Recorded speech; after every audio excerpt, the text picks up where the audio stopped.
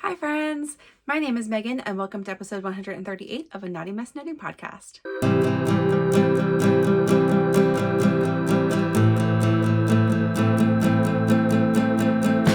Hi, for anyone who's new here, welcome to my little corner of the internet where we talk about all things fibery goodness. I am a mostly knitter, sometimes spinner, crocheter. I do dabble in all the fiber art things. And I just love to talk about it with all of you. I do a regular podcast format where we talk about things I have made, things I'm making, things I'm wearing, things I'm reading. That's a thing for me. I read a lot, and just other general things out there in the world of fiber arts. And I live just north of Seattle with my husband, Mike, our daughter, Theo, our dog, Winter, and my mom, Cindy. Thanks everybody for your well wishes for my mom. Her surgery is tomorrow. I am filming. I said I wasn't sure when I would be filming then. We have to go kind of early in the morning over to the east side. And we just have to be there for a lot of the day. So I just figured with then taking over Theo when I get back and, other stuff, I normally film really early in the morning. Well, I could do that. Then I was sitting in the waiting room for a long time. I was like, I don't want to. I want to sleep in just a little bit this Thursday. I also just figured it would be a good time to film tonight. Theo's in bed and the oven is on because and I'll get up, but you won't know this, but I will get up and put a loaf of sourdough in because today our dog, who we love very dearly, is a carbo dog, and she got to a fresh loaf of bread and ate like 2/3 of it before I could get to her. And it was my fault. Let's not just villainize our dog. She's a sweet baby, but she does love bread, and she's also 75 pounds, and so she can eat very quickly. But we have a bread box, so bread goes in the box. Okay, this is why it's my fault. Bread was a little bit warm and too big to fit in the box, so I didn't feel like I was like, I'm gonna wait for it to cool down to cut it, and I did have it put in a plastic thing. She pulled it off the counter and ate 2/3 of it before I could get to her. And I'm in my office and I had the door closed, but I heard a noise and I was like, my mom is picking Theo up from preschool. So who is downstairs? And I walk out of my office and I hear a dog eating noise, which I will not recreate for you. You can imagine. And I was like, and I knew exactly what it was. I get in there and I stopped her. And she got in trouble and she gets no more treats. We don't give her tons of treats, but she is a big dog. So she goes on a walk, she gets a treat, she'll get none. It's not going to mean anything to her. She doesn't care, but it will satisfy me that she gets no treats for like 2 days. She, unfortunately, fortunately, but also unfortunately, she never has consequences. She doesn't get tummy aches. She just has a bigger poo. So she doesn't care that she did it. But, Mike was pretty upset because that was going to be his lunch. So... that's why we have sourdough. I was like, don't worry, we don't have to go to the store. I'll just make more. So that's going to go in the oven. Anywho, baking adventures. Baking is still happening. If you are not a subscriber, I never say this, but please subscribe. That does always help me. It's just like an emotional boost. I don't know that it helps the channel that much.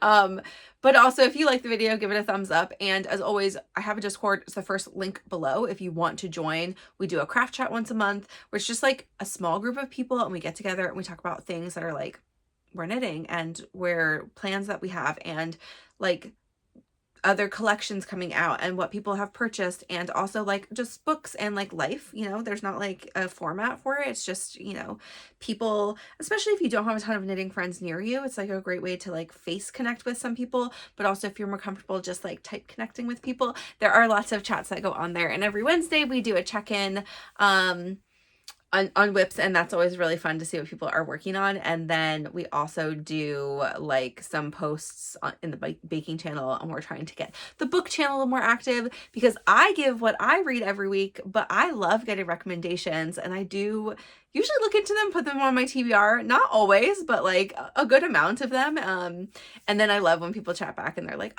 you liked it, because it's always nice if you gave the recommendation to check in. So yeah. That is the Discord. That's my not very frequent push for that. And then we have normal things to talk about. So first I want to talk about something that I'm wearing, which is actually for one of the only times ever filming is not something I made, but is a hand knit. So I am wearing this, and I will tell, I am wearing a black like long sleeve t-shirt on. This is a v-neck, so it's a little bit hard to see, but I'll get a little bit closer to the camera. So you can see this is dark blue, like really, really like a midnight blue. So it's pretty dark. But this was gifted to me in the exchange. I sent like 4 or 5 sweaters and tees to my friend Shreya, who lives in the Bay Area. She is one of our Bay Area friends that I've talked about before, who we've done a couple of knit garment, like knit along things with, one of which was the Calm Down cardigan, which was the longest cardigan of my life. But she is around my bust size, a little bit. She's a little bit smaller than me, but she's also much taller than me. So I will say, the only adjustment I really had to make, because I do have a kind of long torso, so this was like really good actually for exchange for us generally. I also don't tend to knit super long sleeves, but I don't often knit bracelet length. I do like a sleeve that hits more here, which ends up being a little bit more bracelet length on her, I think, but they all fit her, the ones I sent, and they look great.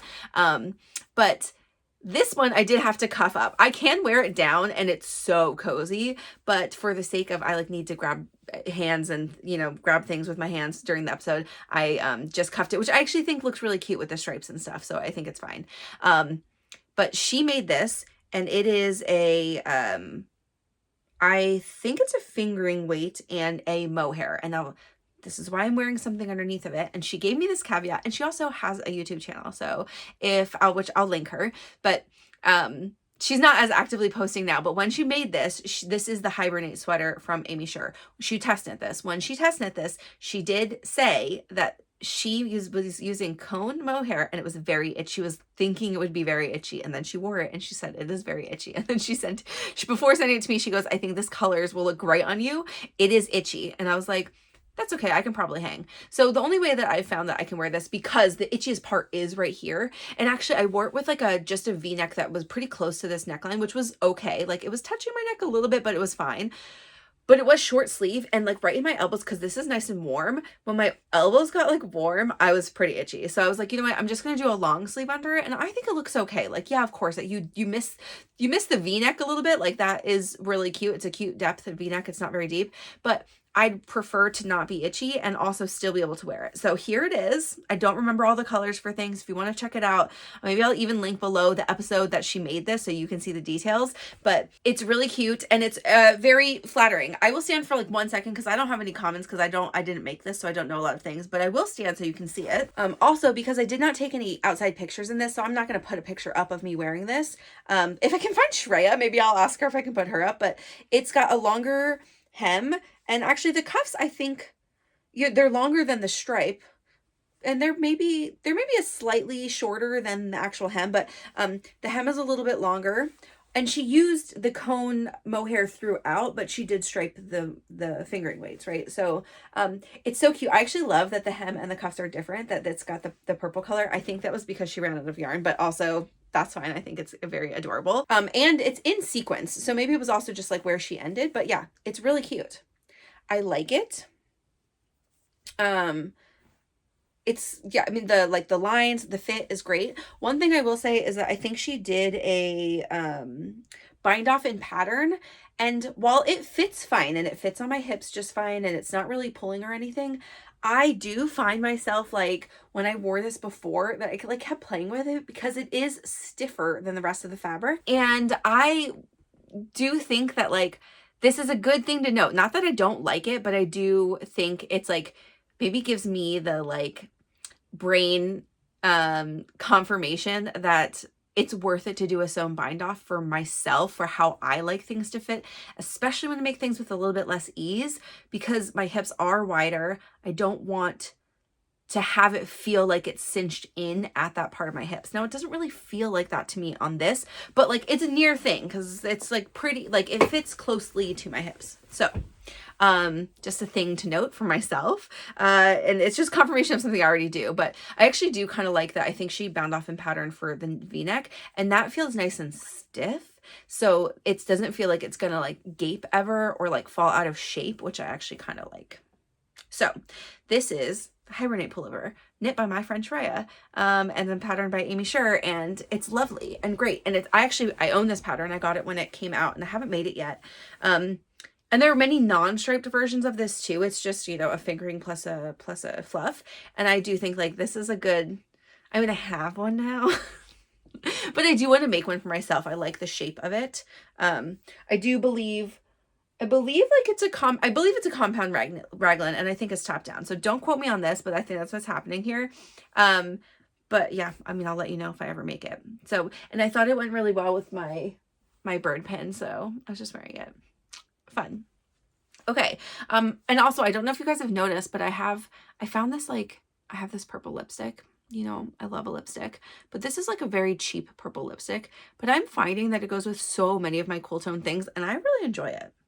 And from back here, I think it looks more berry than it does like purple, which like the tube looks straight up purple, and that's kind of fun. All right, let's talk about things I made. Oh, here's what will happen. Editor Megan will cut now and put in a segment that is my sample top for Wool and Pine Designs for their 3-season tee. I told you that I was going to do this because I sent it away to Abbye, and I sent it to her on Monday afternoon, and was in contact with Selena to get all the shipping things, and I it's in the mail. And I think she's going to get it tomorrow, and she's doing a photo shoot this weekend. So you will see this release is not super long from now. Testers are in process. I mean, I think like another month or so, but they're getting all their pattern stuff ready. So it's no longer here. So here it is. It is done. It was blocked, and it is beautiful. Enjoy. Hi. Okay, this is going to be a really fast, strange insert. I'm wearing a different thing, but I did want to show off the finished Wool and Pine sample that I am sending to them today. And so this is Monday, whatever day of the month it is, the 20 something. But this is done.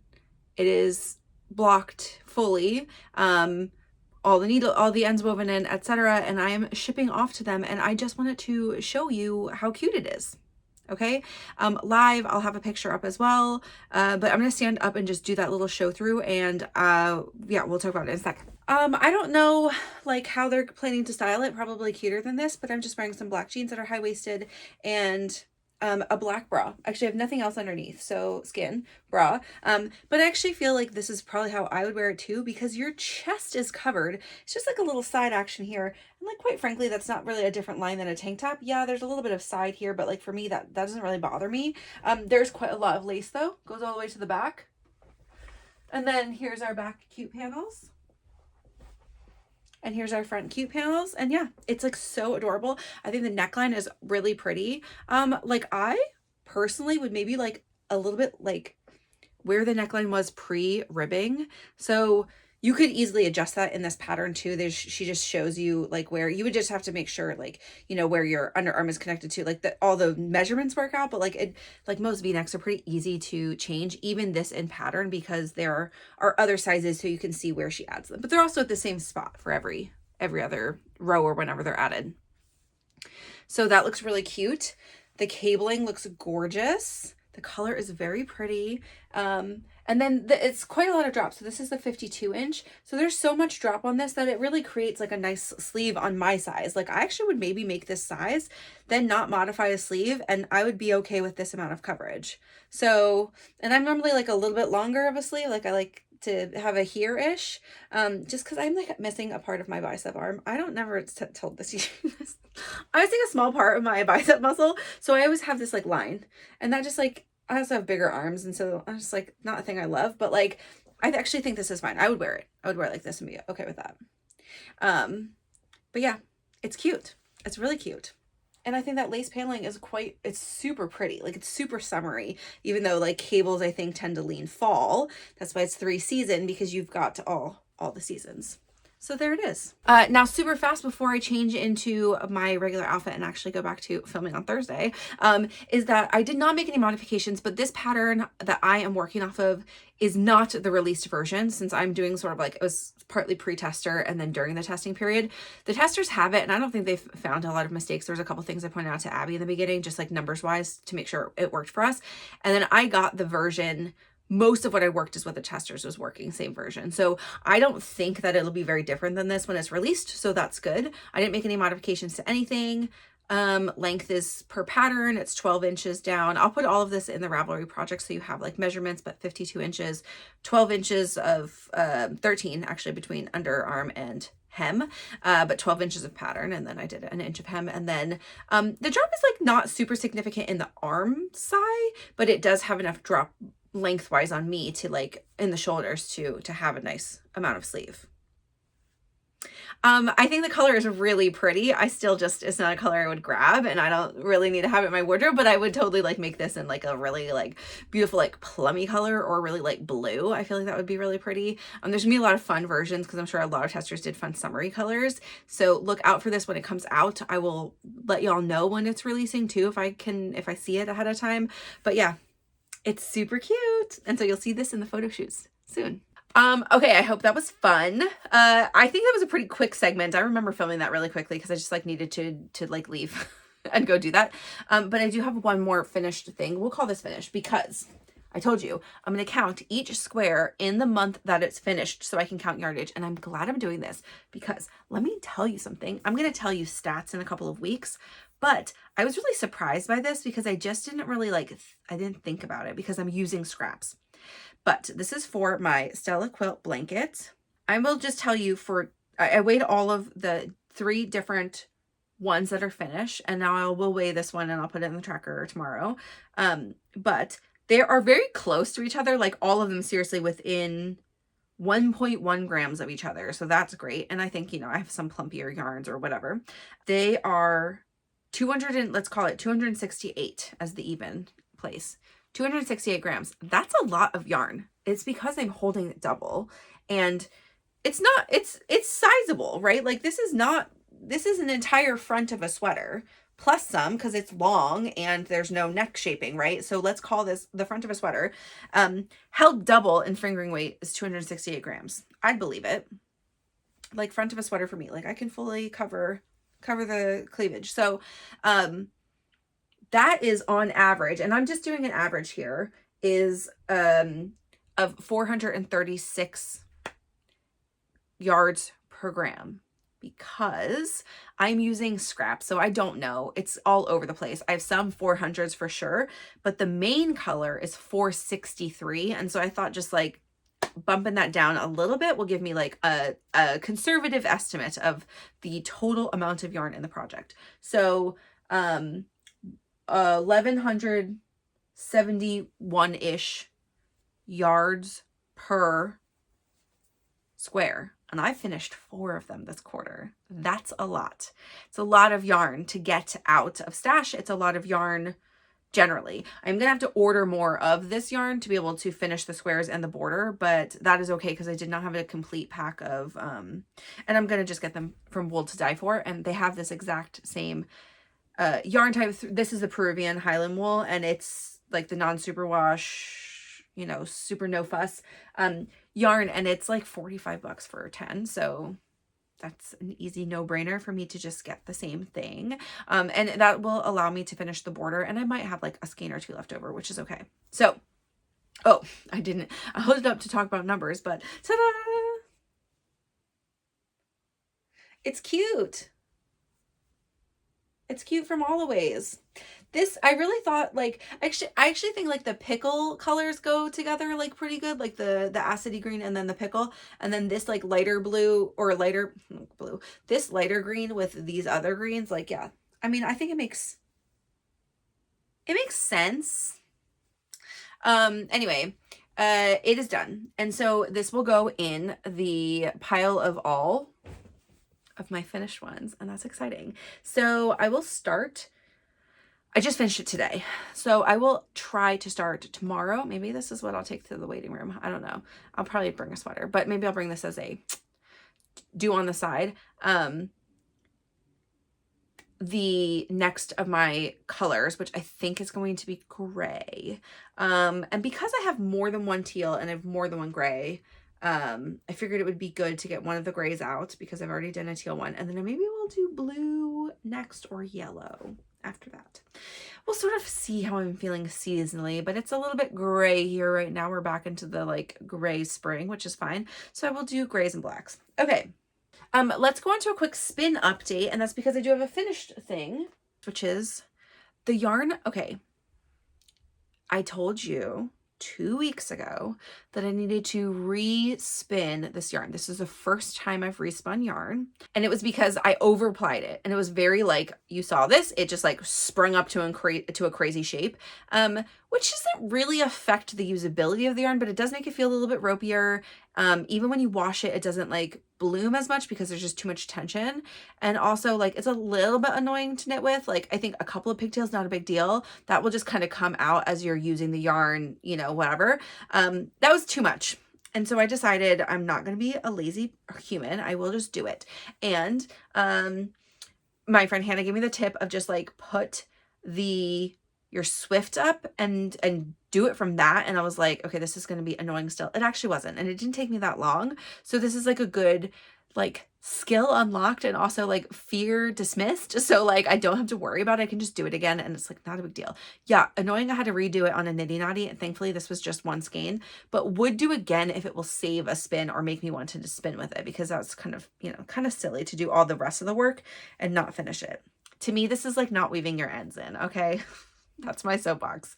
Okay. Then I did do that before the episode, and I even put it in the wash. And then you know what? I forgot about it for an entire 24 hours. So while I was filming last week, I was like, huh, I never pulled it out of the wash last night. And then I left it the rest of the day and totally forgot about it still. And then I finally pulled it out and dried it, and no worse for wear. So this is my Wildflowers spin. This is Finnish wool from my Nature's Palette box from Paisley Knits last year. This is much softer feeling than I thought it would be. So I think the respin was really great. You can see how balanced that is now. I've got like no pigtails whatsoever, though it doesn't look underspun. Let me see a section here where you can really see the colors too. It doesn't look underspun. There's nothing that's like, it's not just falling apart really. So, yeah, I think it's great. It is quite fuzzy. I don't know if you can really see that from this, but it's like really like hairy fuzzy. And that's how it felt spinning this too. It was a little bit stickier, and it definitely was more like hairy and less like super crimpy springy as like a merino. I had fun spinning it. It is much too like yellowy weedy of a color for me, but I'm sure I will find a really good use for it soon, sometime. Who knows? I'm just amassing up here in this top box all of the handspun I can possibly make before using. I do want to use a couple more things this year, but yeah. I have this, let me tuck this one little baby. But it looks so good. Lots of purple, lots of pink, green, yellow, some blue. Really beautiful. Okay, and then I am spinning something, so we'll just continue our little spin update here. I am spinning this color, which is the color that may look familiar to you because I just bought this. This is the Deboulay from Shaggy Bear Farms, which I purchased at Rose City Yarn Crawl. She has some endangered breeds in her flock, and she does some blended yarns that she gets milled for her, but she does some, like a bunch of braids that are not mixed and that are like single breed, something you don't see everywhere. We see Rambouillet a lot. We don't see Deboulay as much. It feels, Ariel called this Rambouillet light. I would actually kind of agree. This one is feeling like this is a little tiny bit felted, this braid, not in a terrible way, but I had like the ends, and there were like a couple places where I just really felt like I did have to pre-draft it a little bit. So it's, to me, it feels a little stickier than Rambouillet, but it's also not quite as dense. So it's been spinning fine with the pre-drafting. Like I started the first of 4. I just split the braid straight into 4, and I'm going A to B, A to B, A to B all the way through because I'm making a 3-ply. So this is called my Funny Valentine. And it's a very pretty color. I've spun several different braids that are like this color, but I did get it and I liked it. And I did some color picking with my friend Emily, who also has a podcast here on YouTube. And when she was at my house, I totally forgot to have her look, but I told you all that I wanted to make a nightlight shawl, and she and Maya actually spun for their nightlight shawl for at least one of the colors, and they want to start that knit soon. And I don't necessarily have to join them, but I was like, I might just ride that train of excitement. So I got this 2 skeins of this for the nightlight shawl It is DK from Coast to Coast from also Rose City. So I decided what I would want to use with that is a 3-ply of my own. So I'm trying to spin pretty thin, but also like I think it's a DK and then worsted. And so this is going to be like the worsted. I just need to have enough yards. So I do kind of need to make it thinnish.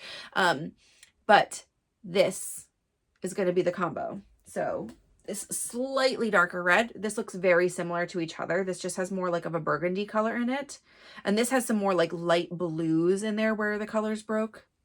And then this one, so this is from, these two are from the Nature's Palette also. This is Volcanic, which was February. And then this one is Cacti, which I think was like in the summer, like maybe August or something. And this one, this is going to be 3 breeds, which is also pretty fun. This is BFL, and this is Falkland Merino. So it'll be a Deboulet BFL Falkland Merino braid. And what I wanted was, let me show you.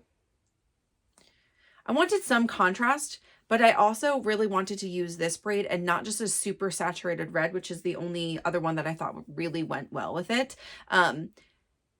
Because I think these two will be dark enough that the lighter bits of this will just bring a little bit of interest. It's not going to make it look like substantially different. So it will mostly be like a red and purple shawl. So I'm excited about that. Okay. That's the plan. That I'm going to spin through those 3 braids and then see what takes my fancy next. All right, let's talk about whips. I worked on my Birch. I did work on it this week.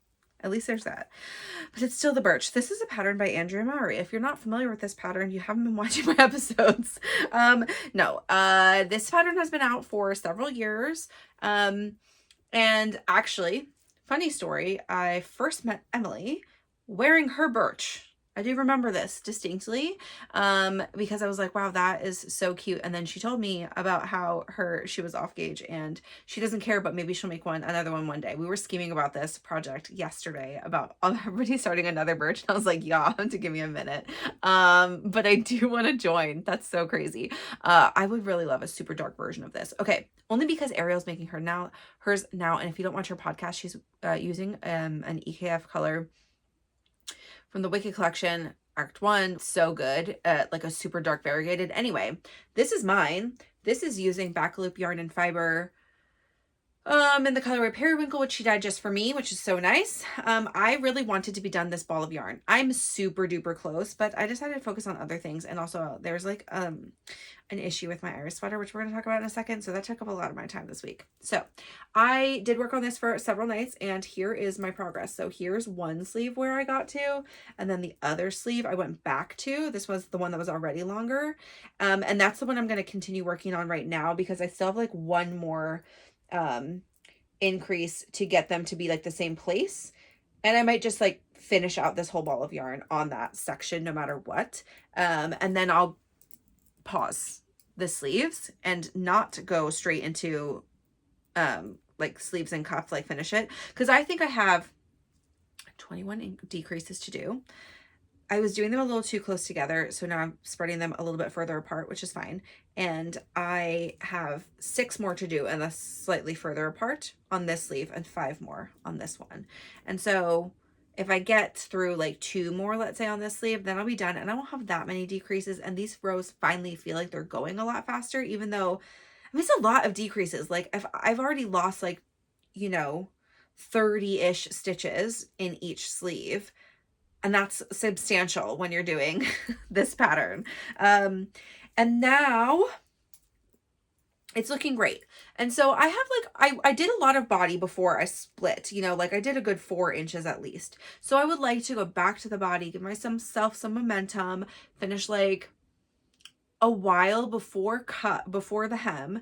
And I don't know how many inches this is supposed to be, like maybe probably like 8 and then hem or something like that.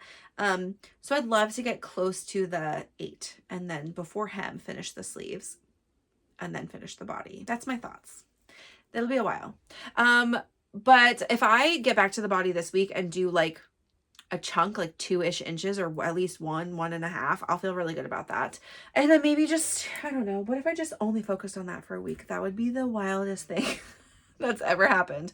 And you know how I could force myself is if I took this to the waiting room tomorrow and only brought this, but I don't know if I can do that to myself. It would be a good thought.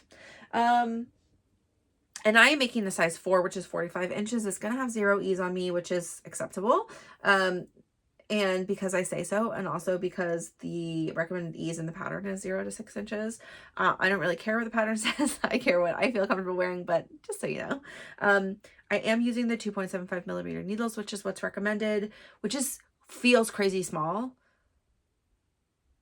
It does feel crazy small. I think that's also what like the flare tee is going to use. So like really, Emily's almost done her striped sweater that she started. That is why we paused on the flare tee.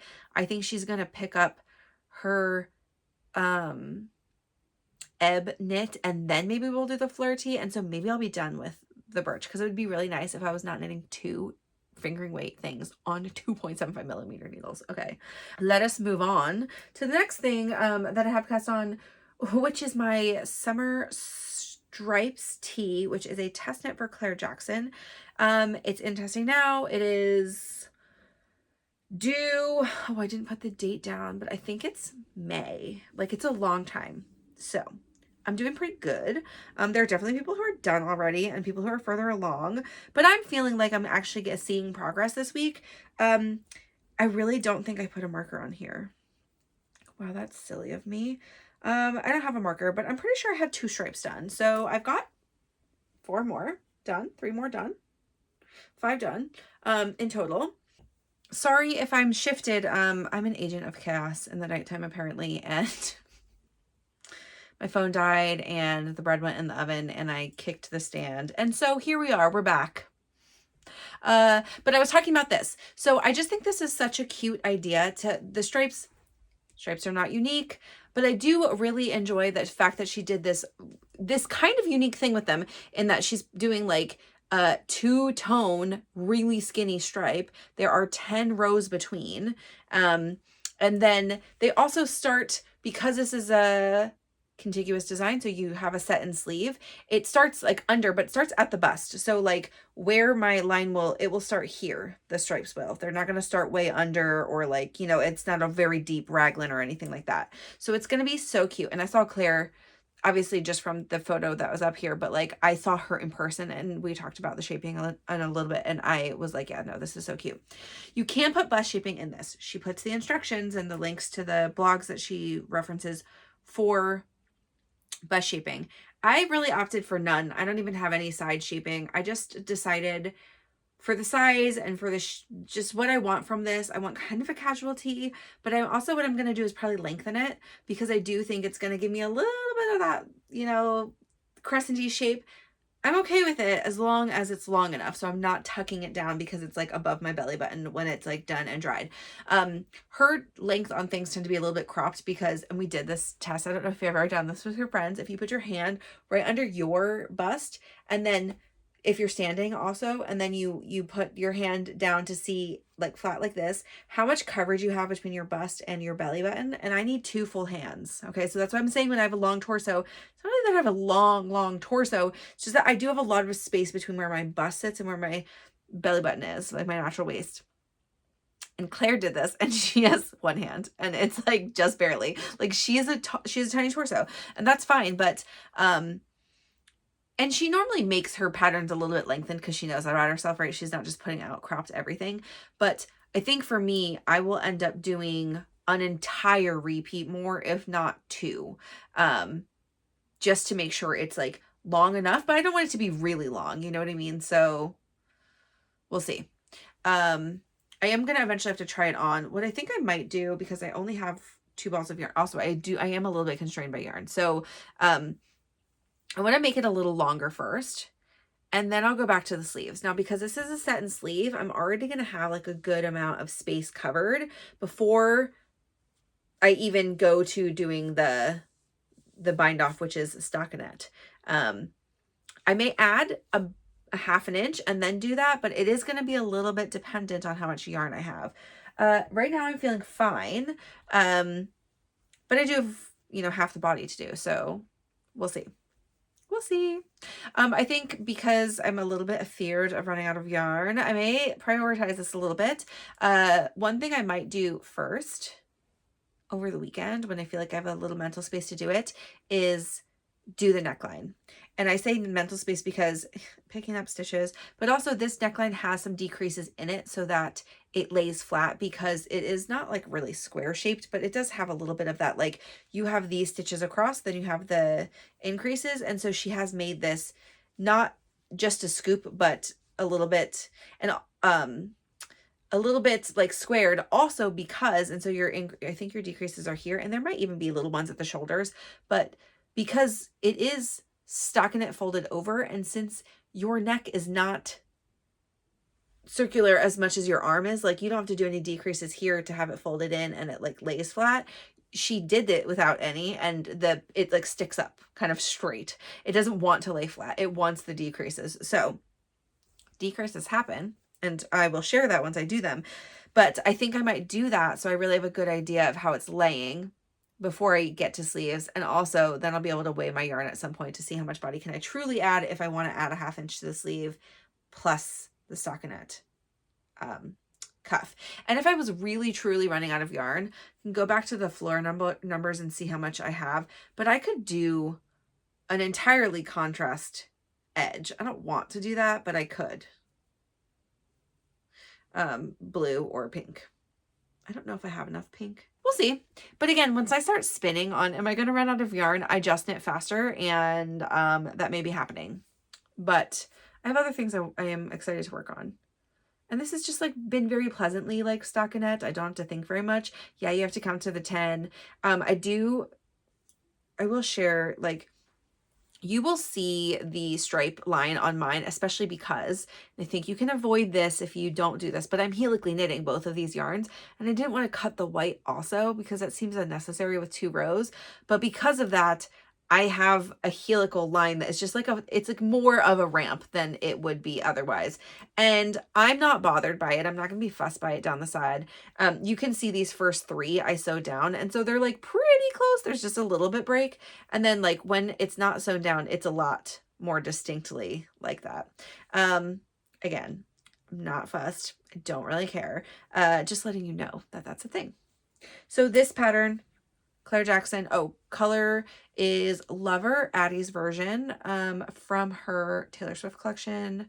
This was like when it was for pre-order, and I don't know what that was, 2024, early 2025, something like that. But this is soft rose soft rose sock.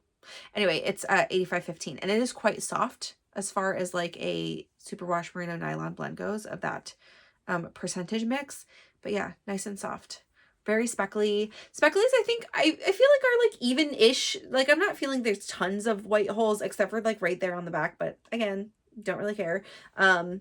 It's on the back at least. The front is looking like pretty even as far as like a hand-dyed speckly situation is going to go.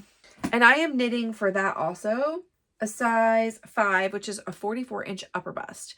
That's how she tells you to pick your ease for this, because you do increases after. So you can do like a comparison between the two, but I think it's easier for the fit, the way that if you want it to fit sort of like hers, you want your upper bust to fit, and then you can just do more rapid increases for your bust. I don't even have that many increases after for my size, but you could certainly do like rapid increase if you have a bust, and then you could just do some waist shaping and to get rid of stitches below if you still want it to have like a smaller silhouette after, if you have more of a difference.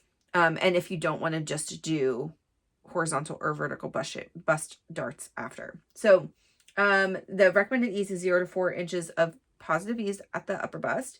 It is on 3.5 millimeter needles, and I'm enjoying it. So yeah, let's go forth now to the thing that took most of my time, and I didn't cast anything new on this week. Okay, so here there were some more trials and tribulations for this poor iris. Here it is. It looks small because I finally got to join in the round, and I moved to like a 22-inch needle. So I moved to something smaller so I don't have to like shove the yarn so far. I reknit from here from where you join your flower color. So I already knit this exactly to the row that I'm on now, and I had to re-knit it. Because, and I'll show the picture here, it was too low contrast, and I got all the way through, and that's all the steeked part too. So I had joined, as soon as you're done that first color of the flower, you join your second color, but you also close off your steek. I did not cut it, thankfully, but I did like get it prepped for steeking. And then I was just like, okay, we'll go through this bit of construction again. I cast on the shoulders. It has this beautiful like woven braid thing just because you do a double knit cast on. You do your wedges, you join in your color work, you put steek lines in your armpits. So you can see one of them here. They just become lines. And then one in the other armpit, and then one in the front. And now I've prepped this for steeking. So I've done a crochet reinforcement. But as soon as you're done, you bind off your steek stitches, which there's just 5. And then you cast on a bunch of stitches, which are going to be the bottom of your neckline. But she does say, because that's real annoying to work on, because I've got this like little hole here. It's really small. It's 5 stitches. And I've got like 40 stitches here. It's so many stitches. And so it's like really scrunched and really not that fun to work through those rows. So I just did 2 rows just because that's where I ended on time. Then I got these steek stitches ready. And what I'm going to do is tonight is I'm going to, because it's already late, it's like 10 o'clock. I'm going to steam this, and I'm going to just this little part here. And I'm going to like not felt it, but I'm going to rub it a little bit and then let it dry tonight. And then I will cut it tomorrow, and then I will be able to continue. And this will break apart. Be very satisfying, I think. It will break apart quite nicely, and then I will be able to just have more space for all of these stitches right here. All of these stitches I cast on. Okay, that's the story of where I am in the knitting, but I got all the way to that row, to the second row done, past the steek prepped. Then I looked at it in the daylight because I was doing all that at night, and I was like, ugh, it is too low contrast. Okay, I truly think it. So let me flash that picture up here again. It's too low contrast.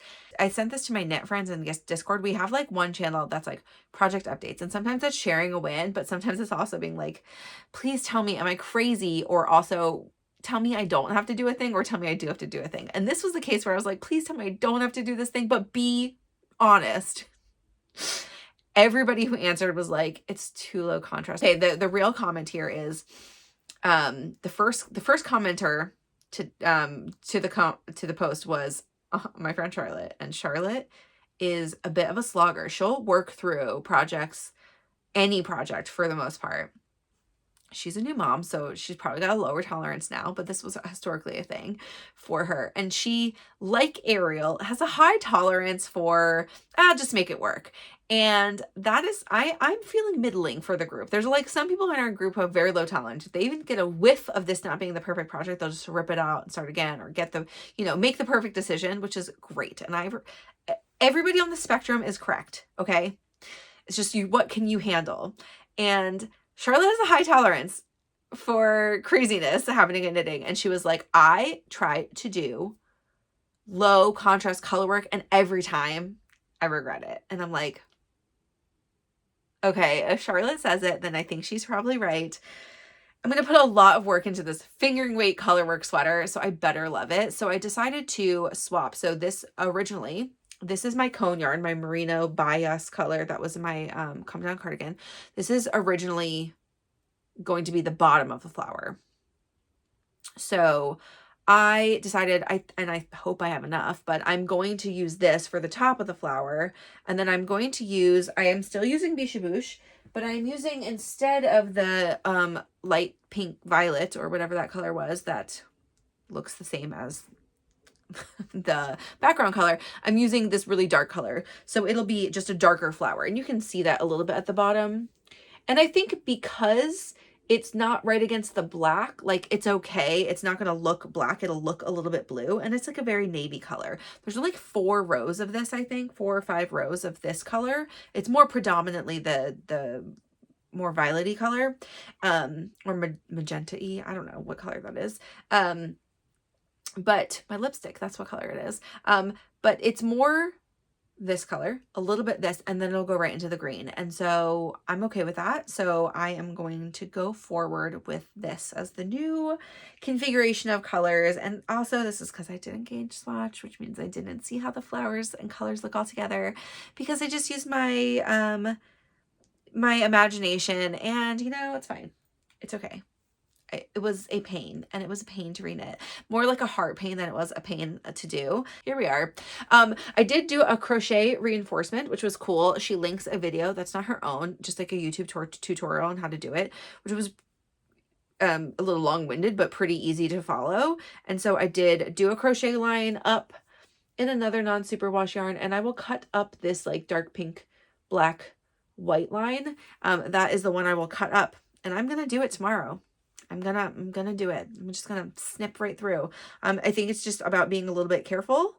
And this is very sticky yarn. And if I like really had to, I could certainly just sew also, but I just don't think I'm gonna have to. I think this will be fine. I'm confident.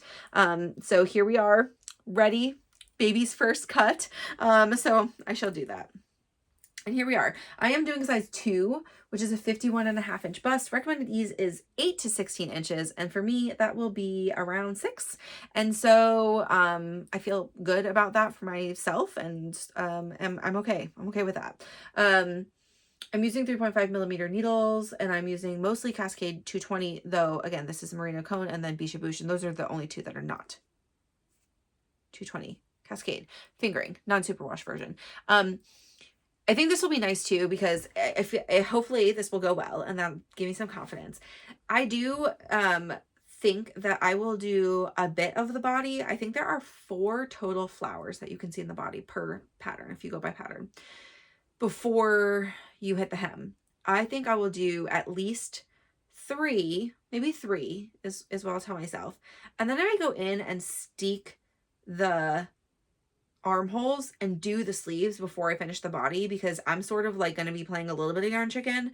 And so, and you can also, like, the sleeves for this size are a good sleeve size for me. They won't be very oversized on me, just like the sweater will not be very oversized on me. So I think I'll just try to do that, see how much yarn I use. It'll be really interesting if I decide to flip back and forth in color work to like make sure sizing is consistent and stuff, or if I just say whatever, I'm gonna just go for it and do one whole sleeve and then another. That doesn't feel like me, but you never know. I'm excited though. I really would like to have like a full flower done by next week, like including all the way through the green and the next of these, so you can see like the how it's supposed to like look. But what if I had a Birch week? I could do that too. Gosh, I don't know. I'm hype about this. I'm like so excited. So it's a little bit follow your joy, but I also know I'm going to feel really satisfied having the Birch done. Okay, here we are. So nothing else on the needles, but the next thing I would like to talk about is my acquisitions from this week. And I already put them away, but they're right here.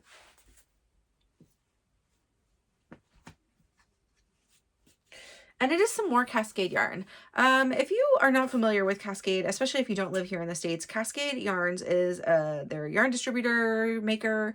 And they are based out of Washington, but they don't have a storefront, their own storefront. So they're in a ton of LYSs, most of them in the United States, at least all of the ones around here. Again, they're a Washington company, so that makes sense. But they have a lot of affordable, huge range of colors, both superwash and non-superwash versions of most of the weights of yarn. You know, tonal yarns that are super accessible. They do have some of what they call wave, which are like spin cycle-esque yarns. I don't think their color palettes are quite as nice in those spin cycle-y type yarns as spin cycle. That's a personal opinion. But you could do that for a more affordable version. And I just think like more of them are bright, and not that I don't like brights, but like there's a lot of yellow happening in like every single one of the waves, I swear, or orange. Whereas I think Spin Cycle has a big range of like even some that don't have very many colors and some that have a lot. Okay, that's all. I got 2 superwash versions of one of the sport, and this is regular 220, which is a worsted weight. So I am going to make my niece Maya a drop shoulder sweater that I'm going to just use my Ever After pattern because I really like the shaping on that. I'm going to text Claire and like talk about it with her a little bit because mine's only 5. I do have to size down from size 1, but not by a lot. I do want to make it oversized for her. I'm going to just have to make the sleeves a bit smaller. Like the depth changes is going to be more in the after all of the back shaping is done. I just probably won't do as much arm size. And I need to do some measurements on her to do this. My other niece, who's 9, I am going to make, actually, sorry, mine is 6. Wow, that just happened the other month, last month. So, but her big sister June is getting a traveler. And so I talked about this before. They're making a traveler. That's crazy. I heard. But I am going to do it in superwash yarn. Mine is in superwash, but it's a really sticky superwash yarn, so it feels very non-superwash. I do think it's a pattern that tends to do really well with non-superwash yarns, but she is 9, and so she's going to get a superwash sweater. And I picked this really pretty color called Lavender Herb. Oh, and this one's called Raspberry, and that's like exactly the colors they told me they wanted, and so I'm very excited to get this for them, done for them. And I will cast on June's first, partly because it's a slog and I need to get it done. I am making her a modified size 1, so I'm going to size down from a size 1, but not extremely. It's just maybe like 3 inches too big, so I'm going to do some math and just looking at some differences in what happens between size 1 and 2 and just translate that to like a 0, 1. And so I will just do some Excel math and maybe have Sylvan check it for me if she has like the brain space to do that, because she's a tech editor and she's real smart. But just to say, like, am I on the right track? And then for the hood, I may just pick up as many stitches as I want for it. Like it might just be a little bit smaller, but I'll just make sure it's in the right interval so I can make it mostly the same size, because it also doesn't have to be quite as big as the adult size hood. Kids have pretty large heads for their body, so I don't want to make it very small. But if I was like picked up 8 stitches less, I could get by, I think, with, 8 less rows and it would be fine. So here we are. I'm excited about both of those. So I got sweater quantities for both of them. I think I probably bought too much yarn for June's, but I just went off of size 1 because I didn't want to like, screw myself over. I was like, I don't know how much it's going to be different. That's all. That's all for acquisitions. Okay, let's talk about books. I had a good book reading week. I read 3 very different books. So we're like off the hockey kick for the moment. Don't believe me if I say I'm off for a long time. I'm going to read a hockey romance soon, but I'm actually kind of feeling like I'm ready for like maybe a baseball romance, because baseball, I think, starts tomorrow. Opening day is on Thursday. And so for you, that would have been yesterday, whatever. I'll publish this probably still Thursday night. The first book is actually a sports romance too, potentially. I don't think I would categorize it that, as that. Sports features in it because, a snowboarder had a bad accident and is now disabled. It's a big part of the book. It happens before the book happens. But this book is called It's All in Your Head by Sabina Nordqvist. So this follows Skylar and Brandon. And Pike is what he goes by. Was a person who got injured, okay, and now has like chronic pain and also like a bunch of things, like he can't get around. He's got like went through a ton of surgeries. It's just like, man, he was an Olympic snowboarder, and you just think like what a change in their life. But also he's coping and coming to terms with some of what those changes mean throughout this book. And he's like a couple years removed from his injury, and he meets and he like learns about a like a disability. They live in Rochester, like a chat group, and I think it's like local, right? So everybody in there is supposedly in this area, and one of the admins is Skylar, and Skylar has what people might call like an invisible illness, where she looks like she could be a healthy person. She doesn't seemingly have anything like any issues, but she has something called IIH, that is called idiopathic intracranial hypertension, which means they don't know the cause of it. Idiopathic, that's what that means. And intracranial hypertension means there's just too much pressure on her brain. It's a real illness. It's not anything that was made up for the book. And gives you like the symptoms she goes through are like so much worse than a migraine, right? Like, don't think migraine. People think like really debilitating pain all across your entire body, because really your nerves in your brain can affect every part of your body. She has all different kinds of symptoms, and because she looks healthy otherwise, has is and they don't know the cause of it, she's having a really hard time medicating, getting doctors that believe her. Like, this is not an uncommon thing that you hear about. So I thought that this book, Sabina Nordqvist, I believe has IIH, or at least knows somebody who has IIH. She talks like familiarly about these things, and she does talk, I cannot remember now, and this is on me, but she does have like an afterword where I think that she says that she has this.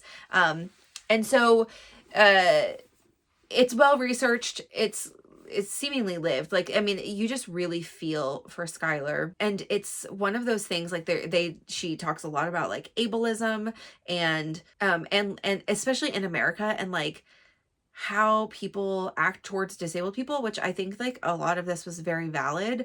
My mom worked for most of her career until she moved here to Washington. And even in Washington, she worked in a special ed classroom, but she worked with people with mental and physical disabilities.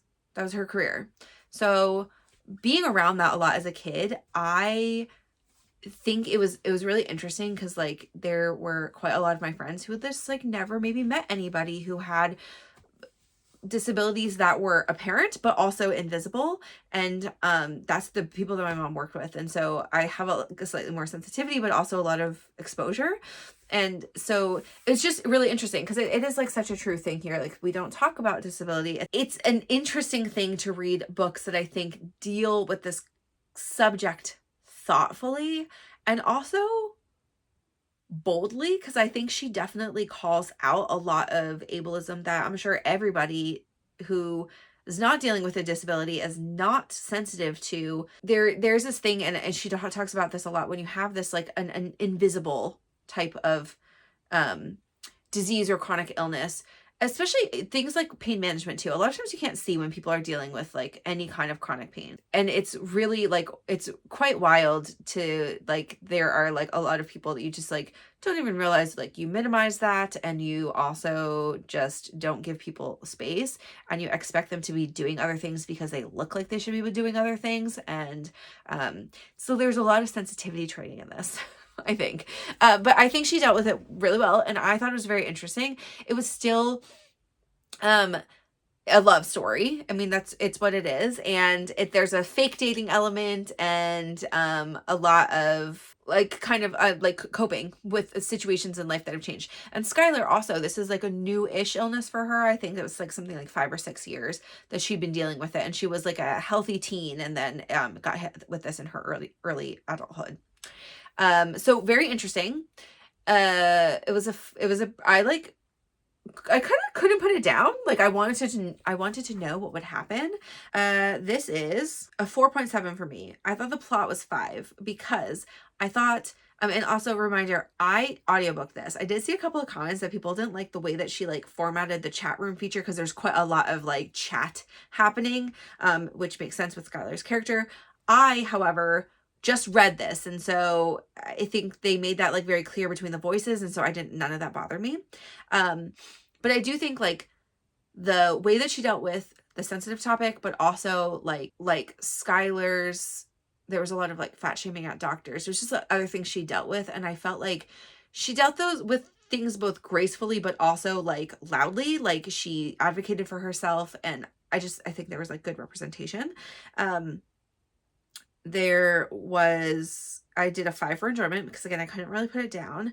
Artistry, I did a 4.5, mostly because I felt like it was well researched, and there was a lot of like things happening that I don't feel like got dumbed down for like, an able community, but also like it didn't feel unapproachable in the like jargon and stuff that they were throwing around. So I thought that was good. And then the characters, a 4.5, because I really liked both of the main characters, and I didn't hate the climax, like what, like the thing that came between them. I didn't hate that. And Heart was, because I felt like it was real. I feel like their reactions and the way that they dealt with it felt pretty real to me.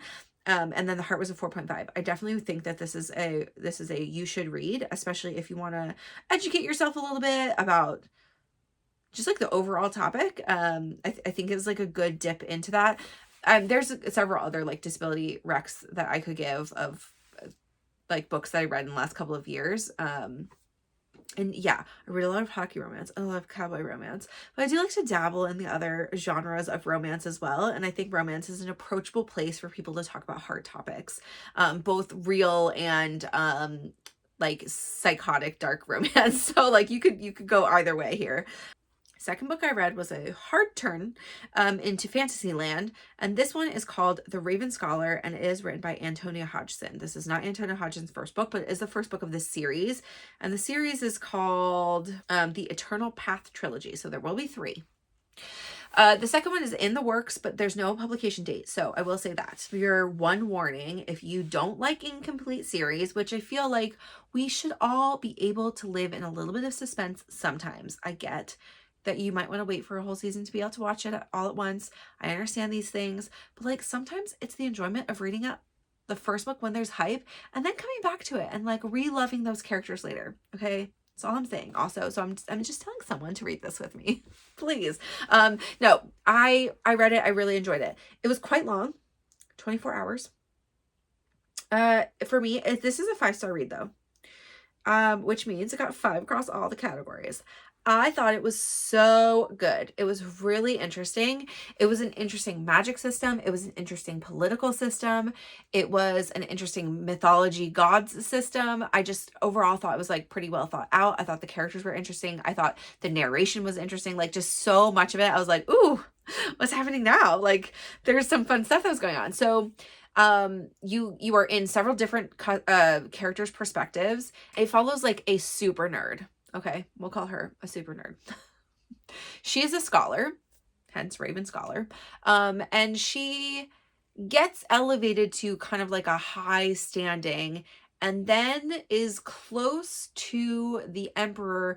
And in this governance system, the longest the emperor can rule is like 24 years. I think it's 24 years, something like that. Okay, so at that time, there's a peaceful, like this is in there where there you know, I don't know, constitution or whatever. It's not a constitution, but it's whatever.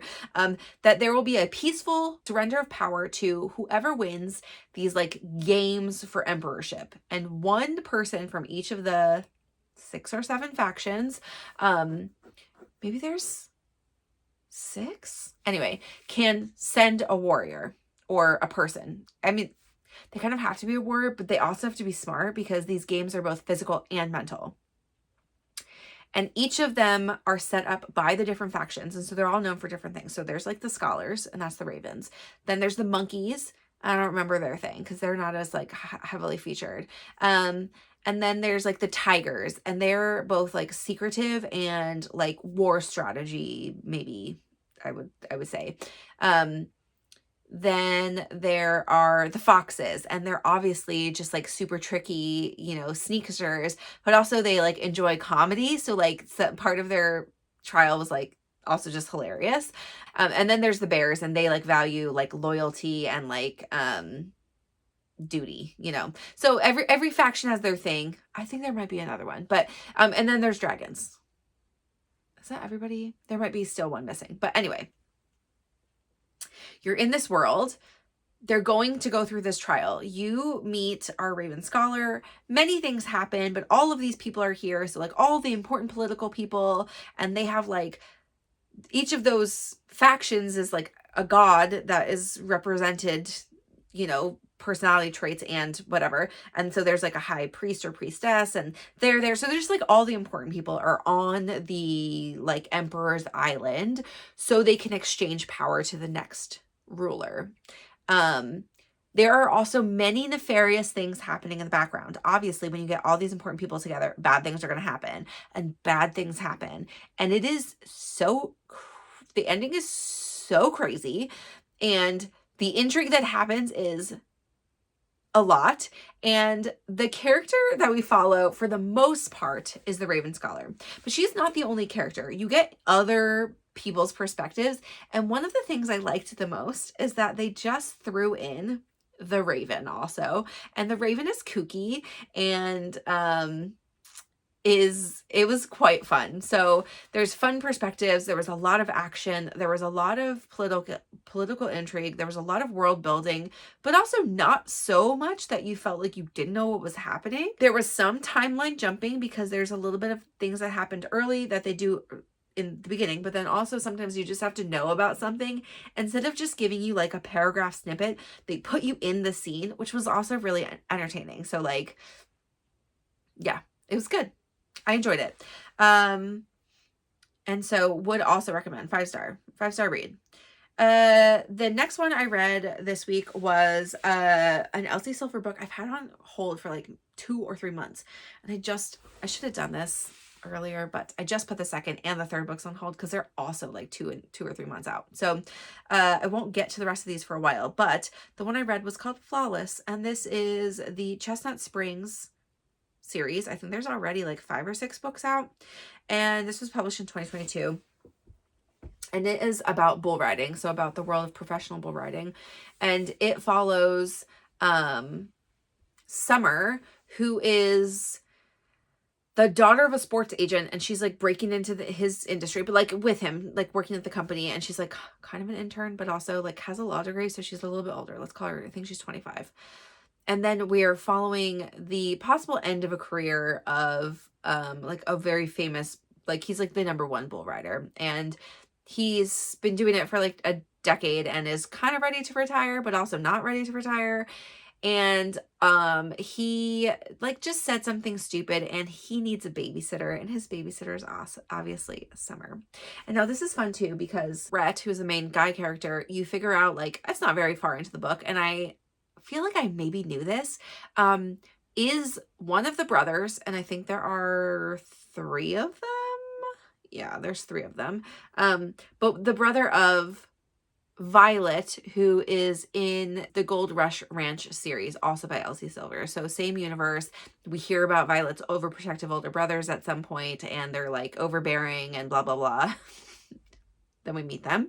They are indeed, but also Violet's not in the book, so it's not the little sister thing, because this is like not a sister, just not their sister. I enjoyed this. I gave this one an overall 4.6 because I like Elsie Silver's writing style. I thought that it was like entertaining overall. I did give it a 4.5 for plot, and that's only because I do feel like she dealt with a couple of things pretty well, and there were a couple of sort of surprises, and there were also a couple of things that like I feel like she kind of underrated. Like she didn't make it a big deal, but it was like, oh, that's kind of a big deal. And I thought it was kind of fun. Like it wasn't just like, it didn't feel very rote. I've read a lot of Elsie Silver books, and I will say overall, I always really enjoy them. So yeah, it's nothing that's like groundbreaking, but I like her writing style. So for me, 5 enjoyment. I could not put this down. I just read it in like a day. It was super fast. And then artistry was a 4.25. She writes some real good spicy scenes, just so you know. Characters, 4.25. And while there are spicy scenes, that's not the prevalent part of this book. It's not like a huge, like, just so much of it. In fact, after you get like 1 or 2, she kind of just talks about how there are spicy scenes, but it's not a thing that is like overdone, I think. And then the characters are 4.25. I only say this because I think she set up the side characters, the other brothers, but like really didn't give us a lot of insight into them. It was very much just focused on the main 2 characters, which is fine. I also felt like Summer, I liked her, and I liked the plot line of like the surprise things also, but I did feel like I wanted a little bit more, and she was like lacking a tiny bit of depth. I liked Rhett. I'm gonna leave him be. He was fine. He was a strong silent cowboy, and honestly, I don't think he's gonna have that much more emotional depth and in real life, and I would believe him as he was written. Okay, and then Heart 5, though. I thought there's just like something about it I just really enjoyed. I want to see the rest of the brothers. I felt like the way she ended it, like it was all the things I wanted. It was. Okay, that's it. In particular, also, Kip for me was a starring character. So once you read this, let me know. Pop it into our books channel. That's all I read for this week. I'm in the middle of like 3 other books, and I have like seriously, I probably have like maybe 6 or 7 pages left of the book on my Kindle book, and I just could not finish it last night. I fell asleep still at the very end in the epilogue. But I'll have that one next week and hopefully start something else. And so, quite a lot of books around here. And yeah, and I'm excited for some more reads. I still have like 5 books out from the library, so I really got to get cracking on those. Let me see. There's not much else I have to say for this week. I think I am having a good knitting time right now. I don't have a lot on my needles. As we just discussed, I truly have 3 things on my needles currently. Plus I'm going to cast on the new square. So that is 4 projects, and that's it. I will add in my scarf because I don't have anything that's really travelable. Like my tee was, and now it's getting kind of big. And also I'm at the point where I only have a couple more stripes, so it's like not a long time travelable anyway. So I will cast on my little red scarfy thing. And then, oh, I have upstairs all the stuff to cast on Sarah's Poison Apple Top. So that might be first and then my niece's. That's probably what I'll do. And make some progress in something DK weight. That would be nice. That would feel great. But as always, thank you so much for watching. If you have anything to share from the fiber world that you want me to talk about, or whatever, or you just want to share below, please do write a comment. If you would please let me know what you've been working on while you were watching. I always love to hear what you're making. We did talk in the craft chat this past weekend that there are several people who are onto some spring makes, and I think that's very fun to hear what people's spring plans are, especially because if you start a little bit early, which I think like right now-ish, there are not that many new t-shirts that have come out. The Prospect tee came out last week or the week before. Maybe it was last week. And Ariel was wearing that in her last episode, and it's super cute. But there are like parts of the US, like where I am, that it's still like a little bit chilly. So I'm feeling like ahead of the game to have t-shirts on the needles. But there's parts of the US that's already hot. So like, what are you all working on? What's meeting the need right now? I want to know. And also, I just hope y'all have a good day, night, week, weekend, whenever you're watching this, and that you get up and stretch, move your bodies, and I will talk to you next week.